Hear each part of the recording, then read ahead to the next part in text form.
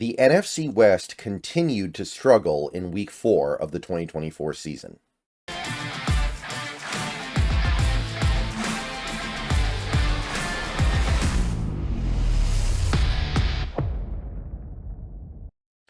What's going on, everybody? Good morning. Hope you guys are doing well today. And we're going to do things a little bit differently this week because the Seahawks play a Monday night game. And we're going to be the schedule's going to be packed for the next few days, right?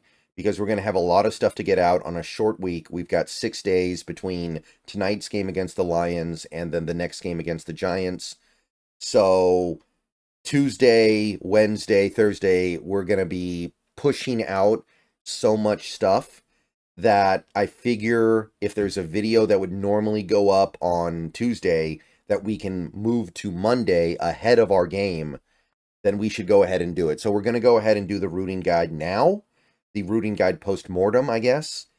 And we'll just say that, look, there are 2 games tonight.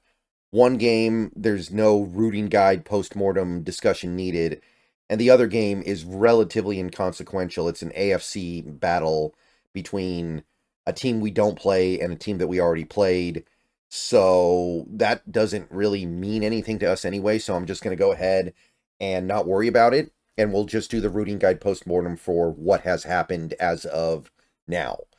So, yeah, we're just moving things around a little bit to accommodate a little bit of a funky week. Because think about all the videos that are going to have to go out just as part of regularly scheduled programming here on this channel on Tuesday or Wednesday. So it's a lot. So if we can reduce the load by 1 video, that helps. So let's just go ahead and do the rooting guide post-mortem. Starting with last Thursday, Cowboys-Giants. Didn't quite go the way we were hoping. We were, I think, hoping the Giants would win because we play them and strength of schedule stuff. I think the Cowboys, and I still think this, I think the Cowboys are a little bit bigger of a threat in the NFC, although I'm not high on either team at all. And the Giants, for whatever it's worth, are now desperate on Sunday when they play the Seahawks. If they don't win that game, their season's pretty much over. So they are looking at that game differently now. Maybe you can say it doesn't matter because the Giants are bad. You might be right. But we have to find some reason to root for certain outcomes. Obviously, in this game, Malik Neighbors did get injured. And some people will say that could swing the other way. But I mean, that could have happened regardless of who won this game, right? That has nothing to do with the outcome. So, past that, Sunday actually went quite well for the Seahawks, in my estimation. Falcons Saints, I think we got the right result here. I'm not married to it. And I say that because the wild card race could easily get muddled with a bunch of average to slightly above average NFC teams trying to compete for spots, and that could lead to a circumstance where the Seahawks get left out if they're one of those average to slightly above average teams. But so far this year, the Seahawks look good.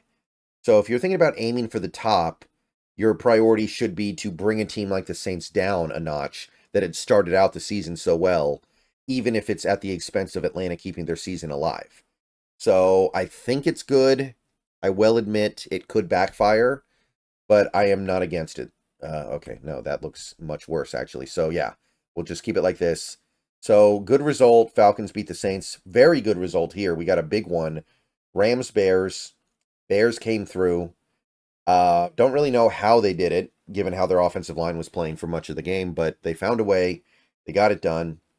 And the Rams, they're on life support, man. They are on life support, and if things go our way, they're going to be basically done by the time these injured players come back. They're going to be so deep in the hole that they probably won't even be able to climb out of it when they start getting their receivers back. So this was a big, important result, and we got it. This, to me, was, I don't want to say it was the game I wanted the most, because obviously there was another much bigger game, but it was, I think, the most reasonable yet significant ask that I had, and we got it. Big. Vikings-Packers, I still can't really decide on this one, right? Like the Vikings, I guess they're just good, right? The Vikings have to be good. How can the Vikings be a fraud at this point where they have played teams that we know are good and that we think are good, and they have overcome bad circumstances? They've won on the road now. Like, I know that Jordan Love was on one leg for a lot of that game. I understand that the circumstances were not ideal for Green Bay, but I guess the Vikings are just good and they're a legitimate NFC threat. So I guess you wanted them to lose. At the same time, Green Bay's probably a threat now too. And them losing is not the end of the world because somebody's going to win that division, right? If a team like the Packers just gets pushed down enough, maybe that's worth Minnesota running away with the division a little bit. I don't know. That one's tough. I could go either way on that one. I feel like I would have preferred Green Bay winning, but it's very close and not really worth pulling apart that much. Steelers, Colts, nothing there, nothing to say there. We're just going to move right on. Broncos, Jets, again, there isn't much. I kind of wanted the Jets to win, I guess, just because I want them to have as many wins as possible banked for when we play them. I don't even know if that's something that matters, though. Like, that's very subjective. Some people would argue the opposite way. So that one's kind of a whatever. We played both, or we will play both teams by the end of the year. So strength of schedule doesn't move. So, that one's kind of whatever. And I know a lot of us Seahawks fans don't like Jets fans, so maybe that's worth more than a hypothetical ability to win a game in December. When for all we know, every single player on both teams will be different from what they are right now. All right, Eagles, Buccaneers. This was another kind of tough one. It just kind of depends on how you feel about these teams right now, right? Do you think Tampa Bay's for real? Do you think Philly's fraudulent? And whichever team you think less of, I guess you wanted them to win. But I mean, I'm not a believer in the Eagles. I'm not high on Philadelphia. So I kind of wanted them to win. I think Tampa Bay's far more legitimate, although my faith was shaken when they got blown out by Denver last week at home, admittedly. Excuse me. So this was a little bit of a tricky one. I did ultimately want Philly to win. Didn't happen. But I will admit that if Philly had won, maybe that proves that my pre-established assumption is wrong, right? That's kind of the tricky part when you're doing this stuff. You're trying to figure out who you think is better, but then your assumption could be disproven by the mere fact of Team A beating Team B. All right. Bengals, Panthers technically did go our way. The NFC team lost, but I mean, okay, I take that back, right? The Panthers actually look playable with Andy Dalton at the helm. They actually look like a real, legitimate NFL team, and I don't want to blow them off. I don't want to take them lightly at this point, but at the same time, it's not like they're a playoff contender, and I think we all know that, so it's whatever, but Bengals do get the dub that they very much needed, and I'll say it's appreciated by Seahawks fans. Jaguars, Texans, there wasn't much here, unless you want to trade for somebody from Jacksonville and you want them to go into fire sale mode, which at this point they should very much be in fire sale mode. So maybe you should give them calls and see if you can make those trades happen. But unless you're on that page, there's not much to say here. Another nice one, Commanders, Cardinals. Commanders, they're making it look real easy right now. I'm going to go ahead and say that. The Commanders are making football look very easy right now. And it's very fun to watch, and it's kind of scary. But if they're doing it on the Cardinals in Arizona, I'm going to be pretty happy about it. That's something that I'm going to give my thumbs up to. So, great result. Not only did Arizona lose, but they look pretty fraudulent right now. I think a lot of that early season excitement has worn off after that one, and now at this point they're just another not very good team in the eyes of most.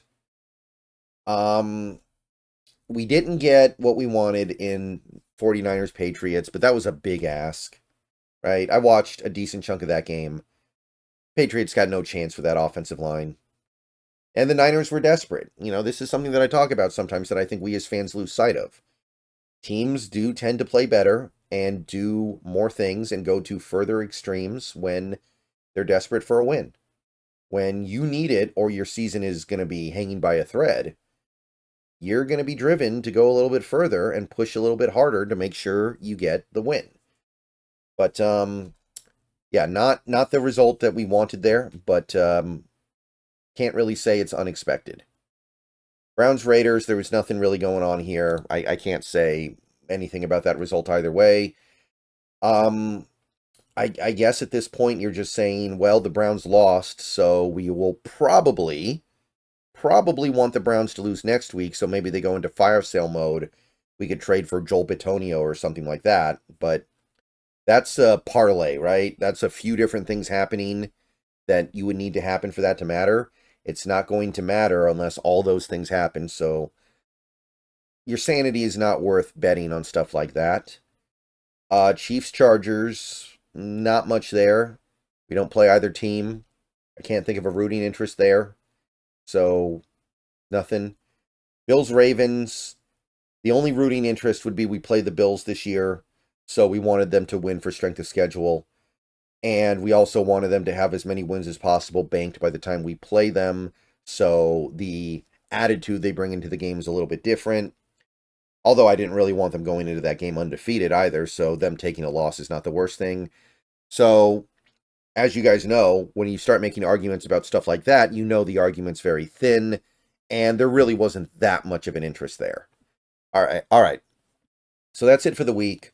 Again, we don't really care about the other Monday night game tonight. I guess we want the Dolphins to win because of strength of schedule, but it's too thin to even really think about. So I'm going to go and get out of here. See you guys later. Go Hawks.